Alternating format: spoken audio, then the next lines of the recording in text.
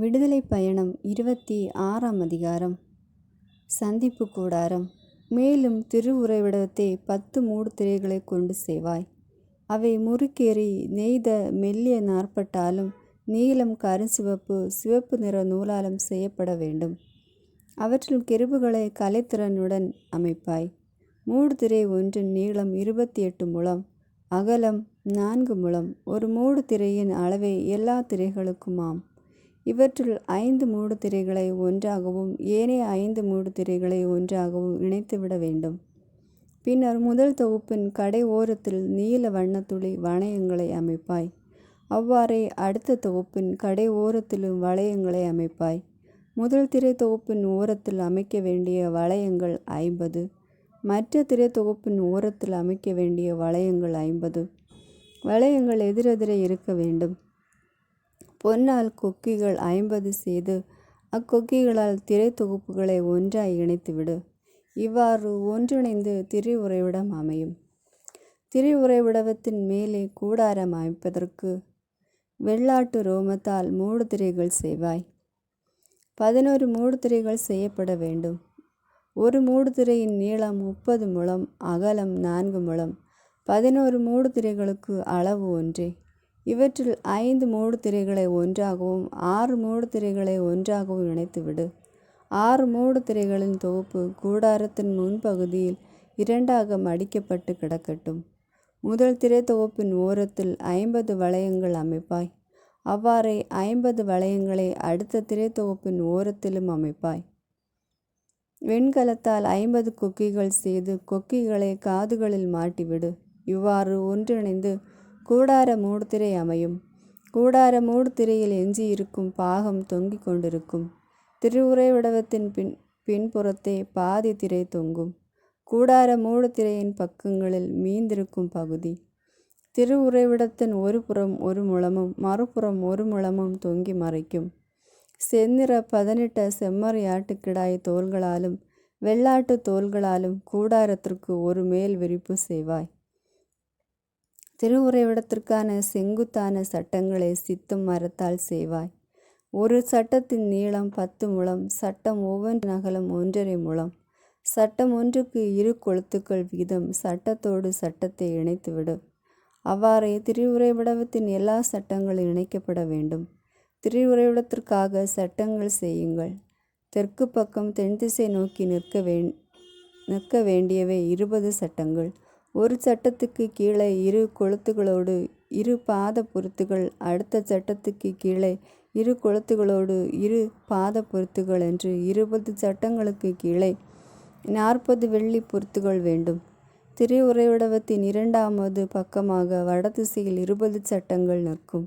ஒரு சட்டத்திற்கு கீழே 2, மறு சட்டத்திற்கு கீழே 2 என்று அவற்றில் 40 வெள்ளி பாத பொருத்துகள் இடம்பெறும். திருவுறைவிடத்தின் பின்புறமாகிய மேற்கு பக்கத்திற்கென 6 சட்டங்கள் செய்வாய்.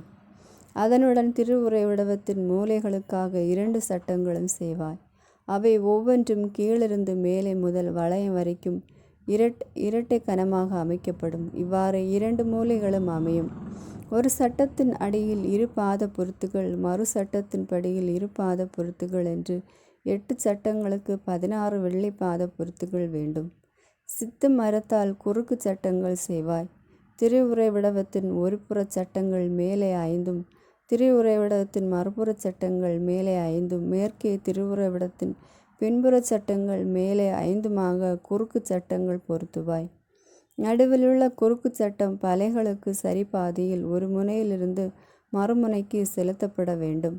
சட்டங்களை பொன்னால் பொதிவாய். அவற்றில் குறுக்கு சட்டங்களை செருகுவதற்காக வளையங்களை பொன்னால் செய். குறுக்கு சட்டங்களையும் பொன்னால் பொதிவாய். இவ்வாறு மலையில் உனக்கு காண்பிக்கப்பட்ட திட்டப்படி திருவுறைவிடத்தை நிறுவுவாய். மேலும் ஒரு திருத்துயக தொங்கு திரை செய்யப்பட வேண்டும். அது நீலம் கருஞ்சிவப்பு சிவப்பு நிற நூலாலும் முறுக்கேறி நெய்த மெல்லிய நாற்பட்டாலும் செய்யப்பட வேண்டும். அவற்றில் கெருபுகளை கலைத்திறனுடன் அமைப்பாய். அதனை 4 சித்தம் மரத்தூண்களில் தொங்கி விடுவாய்.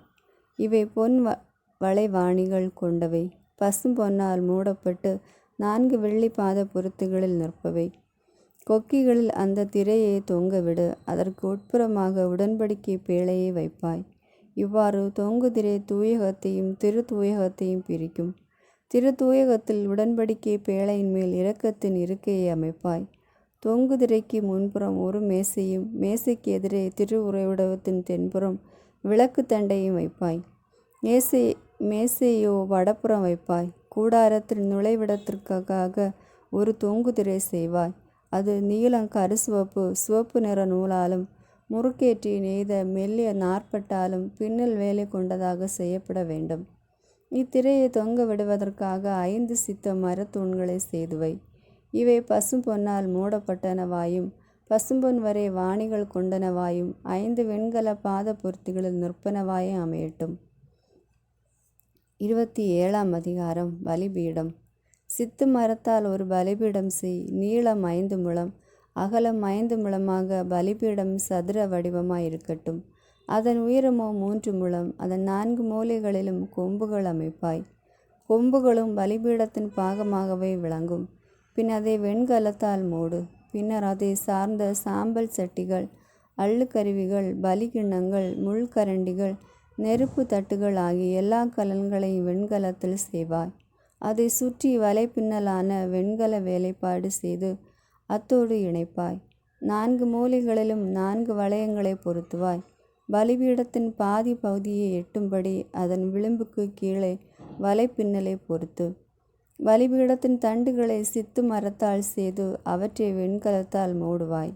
பலிபீடத்தை தூக்கி செல்வதற்காக அதன் இரு பக்கங்களில் இத்தண்டுகள் வளையங்களில் செலுத்தப்படும். பலகைகளை சேர்த்து உள்கூடாக பலிபீடத்தை செய்ய வேண்டும். மலைமேல் உனக்கு காண்பிக்கப்பட்டபடி அது செய்யப்படட்டும். திருவுறைவிட முற்றம். திருவுறைவிட முற்றத்தை நீ உருக்குவாய். தெற்கு பக்கம் தென்திசை நோக்கி முறுக்கேற்றி நெய்த மெல்லிய நாற்பட்டால் செய்த தொங்கு திரைகளை 100 முழ நீளத்திற்கு போட வேண்டும். அதற்கு 20 தூண்களும் வெண்கலத்தில் 20 பாத பொருத்துகளும் தூண்களுக்கான வெள்ளி கொளுத்துகளும் புண்களும் தேவை. அவ்வாறே வடபக்கத்தில் 100 முழ நீளமான தொங்கு திரைகளும் அவற்றுடன் 20 தூண்களும் 20 வெண்கல பாத பொருத்துகளும் தூண்களுக்கான வெள்ளி கொளுத்துகளும் பூண்களும் தேவை. மேற்கு பக்கத்தில் முற்றத்து நகல பகுதி 50 முழ தொங்கு திரைகளாலும் அதற்கான 10 தூண்களாலும் 10 பாத பொருத்துகளாலும் அமையும். கதிரவன் தோன்றும் கீழ்த்திசை நோக்கிய முற்றத்து நகலம் 50 முழம். அதன் ஒரு பகுதி 15 முழ தொங்கு திரைகளாலும் 3 தூண்களாலும் 3 பாத பொருத்துகளாலும் அமையும். மறுபகுதி 15 முழ தொங்கு திரைகளாலும் 3 தூண்களாலும் பாத பொருத்துகளாலும் அமைக்கப்படும். நடுப்பகுதியில் நீலம் கருசிவப்பு சிவப்பு நிற நூலாலும் முறுக்கேற்றி நெய்த மெல்லிய நாற்பட்டாலும் பின்னல் வேலைப்பாட்டுடன் அமைந்திருப்பது முளத்தொங்கு திரை முற்றத்தின் நுழைவாயிலாக விளங்கும். அதற்காக 4 தூண்களுமே 4 பாத பொருத்துகளும் அமைக்கப்படட்டும். முற்றத்தை சுற்றியுள்ள எல்லா தூண்களுமே வெள்ளியால் மூடப்பட்டிருக்கும். அவற்றின் கொளுத்துகள் வெள்ளியாலும் பாத பொருத்துகள் வெண்கலத்தாலும் செய்யப்படும். முற்றத்தின் நீளம் 100 முழம் அகலம் 50 முழம் உயரம் 5 முழம். திரைகள் முறுக்கேற்றி நெய்த மெல்லிய நாற்பட்டால் ஆனவை. பாத பொருத்துகள் வெண்கலத்தால் ஆனவை. திருவுறைவிட திருப்பணிகளுக்கான அனைத்து பொருட்களும் அங்குள்ள கொளுத்துகளும் முற்றத்திலுள்ள எல்லா கொளுத்துகளும் வெண்கலமாயிருக்கும். விளக்கை பேணுதல். விளக்குக்காக பிழிந்த தூய்மையான ஒலிவ எண்ணெய் கொண்டு வரப்பட வேண்டும் என்று இஸ்ரேல் மக்களுக்கு நீ கட்டளையிடுவாய். சந்திப்பு கூடாரத்தில் உடன்படிக்கை பேழைக்கு முன்னுள்ள தொங்கு திரைக்கு வெளியே அணையா விளக்கு எரிந்து கொண்டிருக்கட்டும். ஆரோனும் அவன் புதல்வரும் இரவில் பகலிலும் அதை கவனித்து கொள்ளட்டும். தலைமுறைதோறும் இஸ்ரேல் மக்களுக்கிடையில் மாறாமல் நிற்கும் சட்டம் இது. 28ஆம் அதிகாரம். குருக்களின் உடைகள். எனக்கு குருத்துவ பணி புரிவதற்காக உன் சகோதரன் ஆரோனையும் அவன் புதல்வர் நாதாபு அபிகு எலையாசார் இத்தாமர் ஆகியோரையும் இஸ்ரேல் மக்கள் நடுவிலிருந்து அழைத்து வா. உன் சகோதரன் ஆரோனுக்காக மாண்பும் அழகும் பொருந்திய திரு உடைகள் செய்வாய். திறமையால் நான் நிரம்பியுள்ள வல்லுநர்கள் எல்லோரிடமும் சொல். எனக்கு குருத்துவ பணி புரியுமாறு ஆரோனை திருநிலைப்படுத்துவதற்காக அவர்கள் திரு உடைகள் செய்வார்கள். செய்யப்பட வேண்டிய உடைகளாவன: மார்பு பட்டை, ஏபோத்து, அங்கி, கோடிட்ட உள்ளாடை தலைப்பாகை இடைக்கச்சி ஆகியவை இவ்வாறு எனக்கு குருத்துவ பணி புரியும்படி உன் சகோதரன் ஆரோனுக்காகவும் அவன் புதல்வர்களுக்காகவும் திருவுடைகள் செய்யப்படட்டும். பொன்னையும் நீல கருசிவப்பு சிவப்பு நிற நூலையும் முறுக்கேற்றி நெய்த மெல்லிய நாற்பட்டையும் பயன்படுத்தி பொன்னாலும் நீல கருசிவப்பு சிவப்பு நிற நூலாலும் முறுக்கேற்றி நெய்த மெல்லிய நாற்பட்டாலும் கைதேர்ந்த வேலைப்பாடுடன் எப்போதே அமைக்கட்டும்.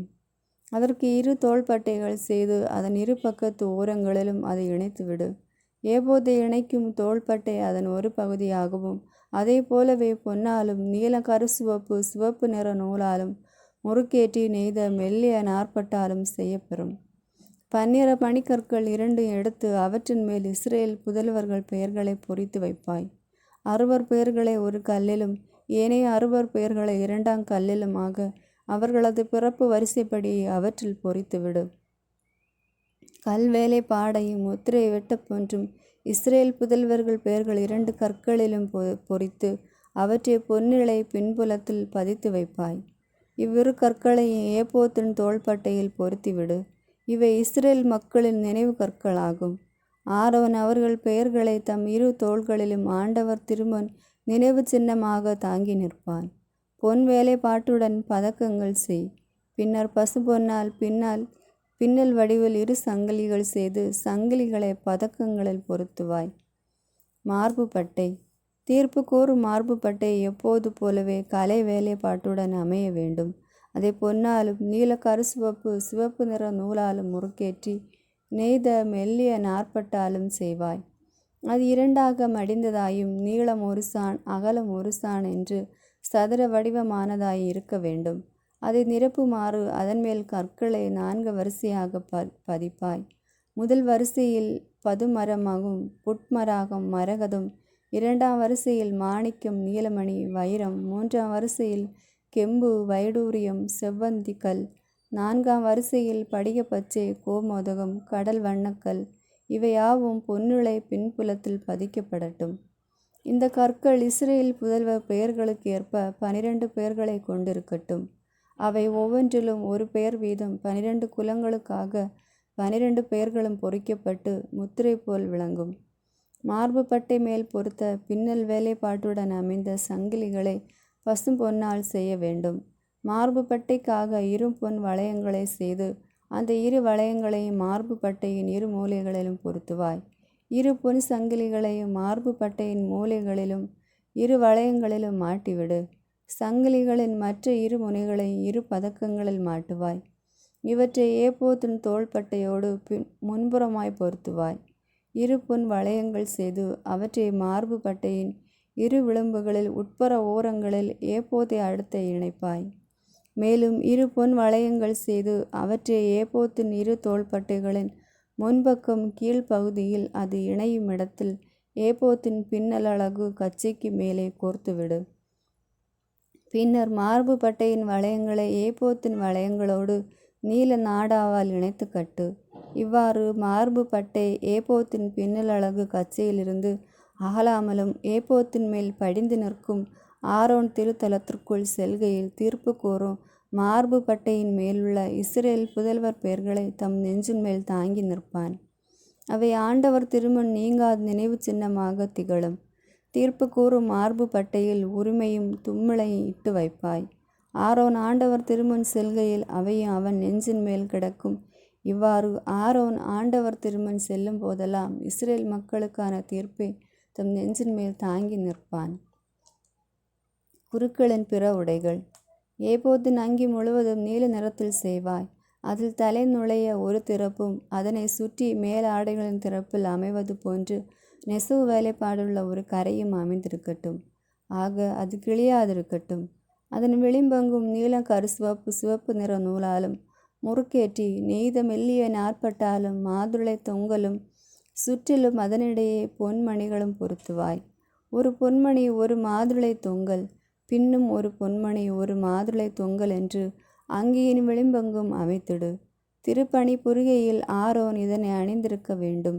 இதனால் அவன் ஆண்டவர் திருமுன் தூயகத்தில் நுழைகையிலும் வெளிவருகையிலும் அதன் ஒலி கேட்கும். இல்லையெனில் அவன் சாவான். பசும்பொன்னால் 1 பட்டம் செய்து அதன் மேல் ஆண்டவருக்கு அர்ப்பணம் என்று முத்திரை மேல் பொறித்து வைத்து அதனை ஒரு நீல நாடாவால் தலைப்பாகை மேல் இணைத்து கட்டு. தலைப்பாகையின் முன்புறம் அது நிற்கும். அது ஆரோனின் நெற்றி மேல் நிற்கட்டும்.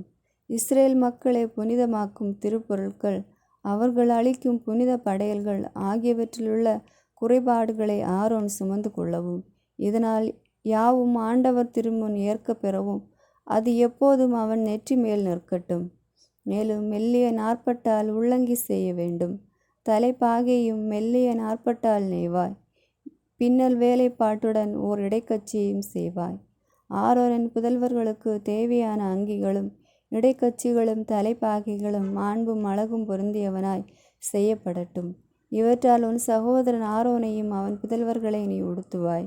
அவர்களுக்கு அருள்பொழிவு செய்து அவர்களை திருநிலைப்படுத்தி அர்ப்பணிப்பாய். அவர்கள் எனக்கு குருத்துவ பணி புரிவார்கள். அவர்களின் பிறந்த மேனி மறைவதற்காக இடுப்பு முதல் தொடைகள் வரை நீண்டிருக்கும் அளவில் மெல்லிய நாற்பட்டால் கால் சட்டைகள் செய்வாய். சந்திப்பு கூடாரத்திற்கு போகும்போது தூய தலத்தில் பணிபுரியுமாறு பலிபீடத்தை அணுகும்போது ஆரோனும் அதன் புதல்வர்களும் இவற்றை அணிந்திருப்பார்கள். இல்லாவிடில் அவர்கள் குற்றத்துக்குள்ளாகி சாவார்கள். அவனுக்கு பின் அவன் வழிமரபினருக்கும் மாறாத கட்டளை இது. 29ஆம் அதிகாரம். ஆரோனையும் அவன் புதல்வர்களையும் திருநிலைப்படுத்தும் முறை. எனக்கு குருத்துவ பணி புரிய நீ அவர்களை திருநிலைப்படுத்துவதற்காக அவர்களுக்கு இவ்வாறு செய். ஒரு இளங்காளையும் குறைபாடற்ற 2 செம்மறி கிடாய்களையும் தேர்ந்தெடு. சிறந்த கோதுமை மாவினால் புளிப்பற்ற அப்பம், எண்ணெயில் பிசைந்த புளிப்பற்ற நெய்யப்பம், எண்ணெய் தோய்ந்த புளிப்பற்ற மெல்லிய அடைகள் ஆகியவற்றை செய்து ஒரு கூடையில் இட்டு கூடையோடு அவற்றை எடுத்து வா. மேலும் அந்த காளையையும் 2 செம்மறி கிடாய்களையும் கொண்டு வா. சந்திப்பு கூடாரத்தின் நுழைவாயிலில் ஆரோனையும் அவன் புதல்வரையும் அருகில் வர செய்து அவர்களை தண்ணீரால் கழுவு. உடைகளை எடுத்து வந்து கோடிட்ட உள்ளாடை, எப்போத்தின் அங்கி, எப்போத்து மார்பு பட்டை இவற்றை ஆரோனுக்கு அணிவித்து ஏப்போத்தின் கைவண்ணமிக்க கச்சியால் கட்டுவாய். அவன் தலைமேல் தலைப்பாகையை வைத்து அதன் மேல் புனித மணிமுடியையும் வை.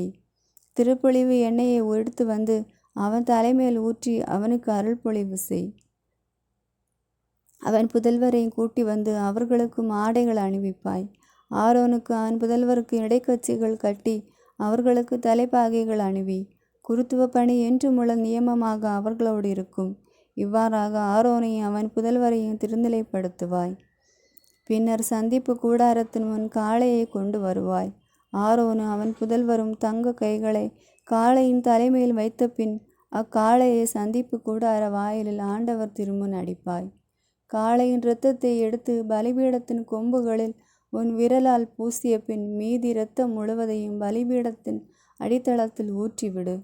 குடல்களை சுற்றி அமைந்த அனைத்து கொழுப்பு, ஈரல் மேலுள்ள சவ்வு, 2 சிறுநீரகங்கள், அவற்றின் மேலுள்ள கொழுப்பு ஆகியவற்றை எடுத்து பலிபீடத்தின் மேல் சுட்டரித்து போடுவாய். காளையின் சதை, அதன் தோல், அதன் சாணம் இவற்றை பாளையத்திற்கு வெளியே நெருப்பால் எரித்துவிடு. இது ஒரு பாவம் போக்கும் பலி. பின்னர் செம்மறி கிடாய் ஒன்றினை கொண்டு வா. ஆரோனும் அவன் புதல்வரும் அந்த செம்மறி கிடாயின் தலைமையில் தம் கைகளை வைப்பார். அந்த செம்மறி கிடாயை கொன்று அதன் இரத்தத்தை எடுத்து பலிபீடத்தை சுற்றிலும் அதன் மீது தெளிப்பாய். செம்மறி கிடாயை பகுதி பகுதியாக வெட்டு. அதன் குடலையும் அதன் கால்களையும் கழுவு. அவற்றின் ஆட்டின் பகுதிகளோடும் தலையோடும் வைத்து செம்மறியாடு முழுவதையும் பலிபீடத்தின் மேல் சுட்டரித்து விடு. இது ஆண்டவருக்கு எரிபலியாகும். இது ஆண்டவருக்கு இனிய நறுமணமிக்க நெருப்பு பலியாகும். 2வது செம்மறி கிடாயையும் கொண்டு வா. செம்மறியின் தலைமேல் ஆரோனையும் அவன் புதல்வரும் கைகள் வைக்கட்டும். அந்த செம்மறி கிடாயை வெட்டு. அதன் இரத்தத்தை எடுத்து ஆரோனின் வலக்காது நுனியிலும் அவன் புதல்வரின் வலக்காது நுனியிலும் அவர்கள் வலக்கை பெருவிரலிலும் அவர்கள் வலக்கால் பெருவிரலிலும் தொட்டு வைத்த பின் எஞ்சிய இரத்தத்தை பலிபீடத்தை சுற்றிலும் அதன் மீது தெளித்துவிடு.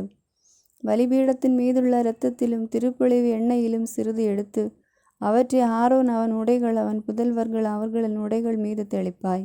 இதனால் அவன் அவனுடைய உடைகளோடும் அவன் புதல்வர்கள் அவர்களுடைய உடைகளோடும் புனிதம் பெறுவர். செம்மறி கிடாயின் கொழுப்பு வால், குடல்களை சுற்றியுள்ள கொழுப்பு, ஈரல் மேலுள்ள சவ்வு, 2 சிறுநீரகங்கள், அவற்றின் மேலுள்ள கொழுப்பு, வலப்பக்க முன்னந்தொடை ஆகியவற்றை எடுத்துக்கொள். ஏனெனில் இது திருநிலைப்பாட்டிற்கான செம்மறிக்கிடாய். மேலும் ஓர் அப்பம், ஓர் நெய்யப்பம், ஒரு மெல்லிய அடை ஆகியவற்றை ஆண்டவர் திருமுன் உள்ள புளிப்பற்ற அப்பக்கூடையிலிருந்து எடுத்து இவை யாவற்றையும் ஆரோனின் உள்ளங்கைகளிலும் அவன் புதல்வரின் உள்ளங்கைகளிலும் வைத்து அவற்றை ஆண்டவர் திருமுன் ஆரத்தி பலியாக உயர்த்துவாய்.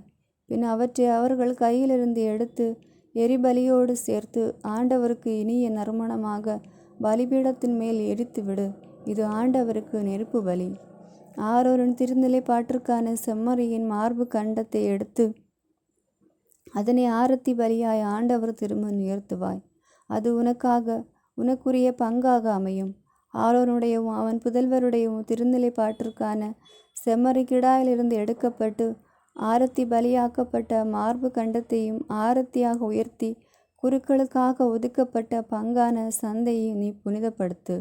இது ஆரோனுக்கு அவன் புதல்வருக்கும் இஸ்ரேல் மக்களுக்குமிடமிருந்து வரும் என்றுமுள்ள உரிமை பங்காக விளங்கும். ஏனெனில் இது குருக்களுக்காக ஒதுக்கப்பட்ட பங்கு. இது இஸ்ரேல் மக்களின் நல்லுறவு பலிகளிலிருந்து குருக்களுக்காக ஒதுக்கப்பட்ட பங்காகும். ஏனெனில் இது அவர்கள் அளிக்கும் ஆண்டவருக்கான பங்கு. ஆரோனுக்கு பின் திருவுடைகள் அவன் புதல்வரை சேரும். அவர்கள் அருள் பொழிவு பெறும்போது திருநிலைப்படுத்தப்படும் போதும் அவற்றை அணிந்திருக்க வேண்டும். அவனுக்கு பதிலாக புதல்வர்கள் குருவாகிறவன் சந்திப்பு கூடாரத்தில் உள்ள தூயகத்தில் பணிபுரிய வருகையில் அவற்றை 7 நாட்கள் அணிந்திருப்பான். திருநிலைப்பாட்டிற்கான செம்மறிக்கிடாயை கொண்டு வந்து அதன் இறைச்சியை ஒரு புனிதமான இடத்தில் கொதித்து வேக வைப்பாய். ஆரோனும் அவன் புதல்வர்களும் செம்மறிக்கிடாயின் கறியையும் கூடையிலுள்ள அப்பத்தையும் சந்திப்பு கூடாரத்தின் நுழைவாயில்கள் கண் உண்பார்கள். அவர்களை திருநிலைப்படுத்தி அர்ப்பணம் செய்யும் போது பாவக்கழுவாய்க்காய் பயன்பட்டவற்றை அவர்கள் உண்பார்கள். அந்நியரோ அவற்றை உண்ணலாகாது, ஏனெனில் அவை புனிதமானவை. திருநிலைப்பாட்டிற்கான கறியோ அப்பமோ காலை வரை எஞ்சியிருந்தால் எஞ்சியுள்ளதை நெருப்பில் சுட்டரித்து விடு. அது உண்ணப்படலாகாது, ஏனெனில் அது புனிதமானது. நான் உனக்கு கட்டளையிட்டபடி நீ ஆரோனுக்கும் அவன் புதல்வருக்கும் செய். 7 நாட்கள் நீ அவர்களை திருநிலைப்படுத்துவாய். பாவ கழுவாய்க்கென்று ஒவ்வொரு நாளும் நீ ஒரு காளையை பாவம் போக்கும் பலியாக ஒப்புக்கொடு. இவ்வாறு பாவ கழுவாய் செய்து பலிபீடத்தை தூய்மைப்படுத்துவாய். அதனை அர்ப்பணிப்பதற்காக திருப்பொழிவு செய்வாய். 7 நாட்கள் பலிபீடத்திற்கென்று பாவ கழுவாய் செய்து அதனை அர்ப்பணம் செய். பலிபீடம் தூய்மை மிக்கதாகும். பலிபீடத்தை தொடுவதெல்லாம் புனிதம் பெறும். அன்றாட வழிபாடு. 1 வயது செம்மறி குட்டிகளை நாளுக்கு 2 வீதம் எந்நாளும் நீ பலிபீடத்தில் பலியிடுவாய். 1 செம்மறி ஆட்டுக்குட்டியை காலையிலும் 2வது செம்மறி ஆட்டுக்குட்டியை மாலை மங்கும் வேளையிலும் பலியிடு. 2 படி அளவில் 10ல் 1 அளவு மெல்லிய மாவை ஆட்டி பிழிந்த கால்களையும் அளவு எண்ணெயில் கலந்து அதையும் நேர்ம படையலாக கால்களைய அளவு திராட்சைப்பழ ரசத்தையும் 1 செம்மறி குட்டியோடு படைப்பாய். மாலை மங்கும் வேளையில் மற்ற செம்மறி குட்டியை பலியிடுவாய். காலையில் செய்தது போலவே உணவு காணிக்கைகளோடு நேர்ம படையலையும் சேர்த்து ஆண்டவருக்கு இனிய நறுமணமாக நெருப்பு பலியாக்குவாய். நான் உங்களை சந்தித்து உன்னிடம் பேசுகின்ற சந்திப்பு கூடார நுழைவாயிலில் அது உங்கள் தலைமுறை தோறும் என்றுமுள்ள எரிபலியாக ஆண்டவர் திருமுன் நடந்தேறட்டும். நான் அங்கு இஸ்ரேல் மக்களை சந்திப்பேன். அந்த இடம் என் மாட்சியால் புனிதம் பெறும். நான் சந்திப்பு கூடாரத்தையும் பலிபீடத்தையும் புனிதப்படுத்துவேன். எனக்கு குருத்துவ பணிபுரிய நான் ஆரோனையும் அவன் புதல்வரையும் புனிதப்படுத்துவேன். நான் இஸ்ரேல் மக்களிடையே குடியிருப்பேன். அவர்களுக்கு கடவுளாக இருப்பேன். அவர்களுடைய குடியிருப்பதற்காக எகிப்து நாட்டு நின்று அவர்களை நடத்தி வந்த அவர்களின் கடவுளாகிய ஆண்டவர் நானே என்பதை அவர்கள் உணர்ந்து கொள்வர். ஆம், நானே அவர்களின் கடவுளாகிய ஆண்டவர். 30ஆம் அதிகாரம். தூபபீடம். நறுமணப் பொருள் எரிக்குமாறு ஒரு பீடம் செய். சித்து மரத்தால் அதனை செய்வாய். நீளம் 1 முழம், அகலம் 1 முழம் என்று அது சதுரமாக அமையட்டும். அதன் உயரம் 2 முழம். கொம்புகளும் அதனுடன் ஒன்றிணைந்தவையாக இருக்கட்டும். அதன் மேல்பாகம், அதன் பக்கங்கள்,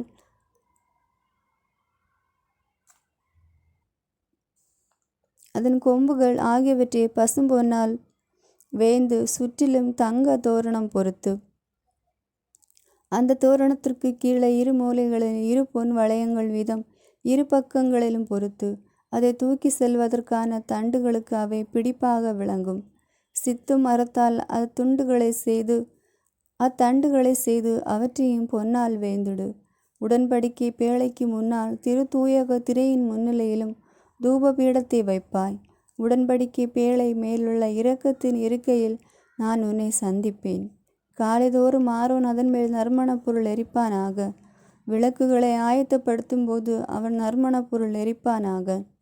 மாலை மங்கு வேளையில் ஆரோன் விளக்குகளை ஏற்றும் போது உங்கள் தலைமுறை தோறும் ஆண்டவர் திருமுன் இடைவிடாமல் நறுமணப் பொருள் எரிப்பானாக. வேற்று நறுமணப் பொருட்களையோ மற்றும் எரிபலையோ உணவு படையிலேயோ அதன் மேல் படைத்தல் ஆகாது. அதன் மேல் நேர்ம படையிலையும் ஊற்றக்கூடாது. ஆண்டுக்கு ஒருமுறை ஆரோன் அதன் கொம்புகள் மேல் பாவ கழுவாய் நிறைவேற்றுவான். ஆண்டுக்கு ஒருமுறை பாவம் போக்கும் பலியின் இரத்தத்தில் கொஞ்சம் எடுத்து பாவ கழுவாயை உங்கள் தலைமுறை தோறும் நிறைவேற்றுவான். ஏனெனில் அது ஆண்டவருக்கு புனிதமிக்கதாகும். தலைக்கட்டு வரி. ஆண்டவர் மோசையை நோக்கி, இந்த இஸ்ரேல் மக்களின் எண்ணிக்கைக்காக குடிக்கணக்கு எடுக்கும்போது எண்ணிக்கைக்குட்பட்டவர் ஒவ்வொருவரும் தம் உயிருக்கு ஈடாக ஆண்டவருக்கு மீட்பு பணம் கட்ட வேண்டும்.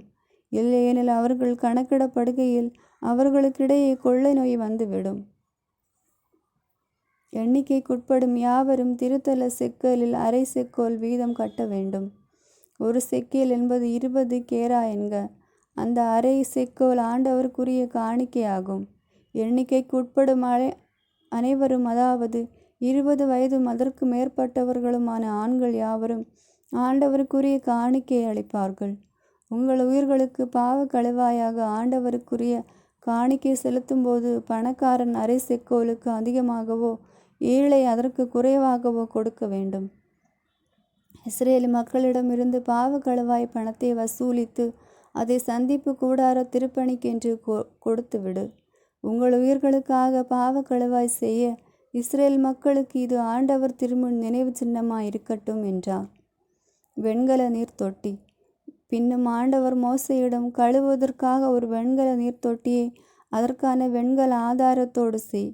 சந்திப்பு கூடாரத்திற்கும் பலிபீடத்திற்கும் இடையில் அதனை வைத்து அதில் தண்ணீர் ஊற்றுவாய். ஆரோனும் அதன் புதல்வரும் இதிலிருந்து தங்கள் கைகளையும் பாதங்களையும் கழுவ வேண்டும். சந்திப்பு கூடாரத்தில் நுழையும் போது அல்லது பலிபீடத்தை நெருங்கி ஆண்டவருக்கு நெருப்பு பலிகளை சுட்டரிக்கும் பணிபுரியும் போது அவர்கள் தண்ணீரால் கழுவிக்கொள்வார்கள். இல்லையெனில் அவர்கள் செத்து மடிவார்கள். அவர்கள் சாகாமல் இருக்கும்படி கைகளையும் பாதங்களையும் கழுவிக்கொள்வார்கள். இது அவர்களுக்கு, அதாவது அவனுக்கும் தலைமுறை தோறும் அவன் வழிமரபினருக்கும் என்றுமுள்ள நியமமாக இருக்கும் என்றார். திருப்பொழிவு எண்ணெய். மீண்டும் ஆண்டவர் மோசையிடம், 500 திருத்தல செக்கேல் எடைக்கு உயர்தர வெள்ளை போளம், அதன் பாதி நிறையாகிய 250க்கு மணங்கமழும் கருவாப்பட்டை, 250க்கு நறுமண வசம்பு, 500க்கு லவங்கப்பட்டை ஆகிய தலை சிறந்த நறுமணப் பொருட்களை எடுத்து ஒரு கலை அளவு ஒலிவ எண்ணெயும் சேர்த்து திறமை வாய்ந்த பரிமள தயாரிப்பாளன் செய்வது போல் கூட்டுத்தலமாக ஒரு தூய திருப்பொழிவு எண்ணெயை தயாரிப்பாய். இது தூய திருப்பொழிவு எண்ணெயாக இருக்கட்டும். இதை கொண்டு சந்திப்பு கூடார, உடன்படிக்கை பேழை, மேசை, அதன் அனைத்து துணை கலன்கள், விளக்கு தண்டு, அதன் துணை கலன்கள், தூப பீடம், எரிபலி பீடம், அனைத்து துணை கலன்களை, நீர்த்தொட்டி, அதன் ஆதாரம் ஆகியவற்றை திருப்பொழிவு செய்வாய். நீ அவற்றை அர்ப்பணம் செய்வதால் அவை புனிதமானவையாகும். மேலும் அவற்றை தொடுபவை அனைத்தும் புனிதம் பெறும். ஆரோனுக்கும் அதன் புதல்வருக்கும் நீர் அருள்பொழிவை செய்து அவர்களை எனக்கு குருத்துவ பணியை புரியுமாறு திருநிலைப்படுத்துவாய். மேலும் நீ இஸ்ரேல் மக்களுக்கு அறிவிக்க வேண்டியது, இது என்னுடைய தூய திருப்பொழிவு எண்ணெயாக உங்கள் தலைமுறை தோறும் இருக்க வேண்டும். சாதாரண தேவைக்காக மனித உடலில் அது பூசப்படல் ஆகாது. இந்த கலவை விகிதப்படி இதை போன்ற எண்ணெய் தயாரிக்கப்படல் ஆகாது. இது புனிதமானது. உங்களுக்கு இது புனிதமானதாக இருக்கட்டும். இதை போன்று கலவை தயார் செய்வதனும் இதிலிருந்து பிற மக்களுக்கு கொடுப்பதனும் தன் மக்களிடமிருந்து விலக்கி வைக்கப்பட வேண்டும் என்றார். நறுமண தூபம். ஆண்டவர் மோசையை நோக்கி, நறுமண பொருட்களான வெள்ளைப்போளம், குங்கிலியம், கெல்பான், பிசின் ஆகியவற்றையும் கலப்பில்லா சாம்பிராணிகளையும் சம அளவில் எடுத்துக்கொண்டு உப்பு சேர்க்கப்பட்ட துப்புரவான புனித நறுமண கட்டியை திறமை வாய்ந்த பரிமள தயாரிப்பாளன் செய்வது போல் நீ தயாரிக்க வேண்டும். அதில் ஒரு பகுதியை நன்கு பொடியாக்கி நான் உனக்கு காட்சி தரும் சந்திப்பு கூடாரத்தில் உள்ள உடன்படிக்கை பேழைக்கு முன்னால் வைக்க வேண்டும். அது உங்களிடையே தூய்மை மிக்கதாக திகழும். இந்த கலவைக்குரிய விகிதப்படி நறுமண கட்டியை நீங்கள் உங்களுக்கென்று செய்து கொள்ள வேண்டாம். ஆண்டவர் பொருட்டு இது உங்களிடையே தூயதாய் திகழும். நறுமணம் முகர்வதற்காக இதை போன்றி செய்பவன் எவனும் தன் மக்களிடமிருந்து விலக்கி வைக்கப்பட வேண்டும் என்றார். ஆமேன். God bless you.